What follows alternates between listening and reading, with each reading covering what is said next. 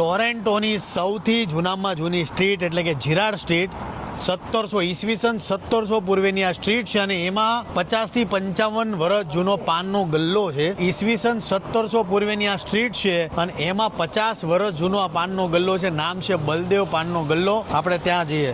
આ છે પાનનો ગલ્લો, બલદેવ પાન એન્ડ કોલ્ડ ડ્રિંક્સ. ભાઈ આવો અંદર બતાવું તમને.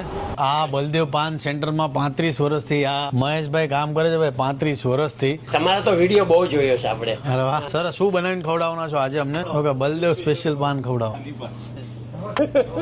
50 વર્ષ જૂની આ શોપ છે ટોરેન્ટોની અંદર, આ જીરાડ સ્ટ્રીટ, અને એ પાછી ઈસવીસન 1700 ની આ સ્ટ્રીટ છે. બધી જ દુકાનો ઓલ્ડ છે અને એનો ટેસ્ટ છે હજી પણ 50 વર્ષ પહેલા જેવો ટેસ્ટ હતો, હજી એવો ટેસ્ટ છે. એટલે જે પણ આપણા ગુજરાતીઓને પાન ખાવાનો શોખ હોય એ જરૂરથી અહીંયા આવી જજો, કેમ કે જગ્યા અદ્ભુત છે અને જૂની છે. અને આમ તો ખાસ તો આપણી આ પાન જોઈને ખાવાનું મન થઈ ગયું. વિચાર કરો, આ કેનેડાનું પાન ખાઈ રહ્યો છું મારો.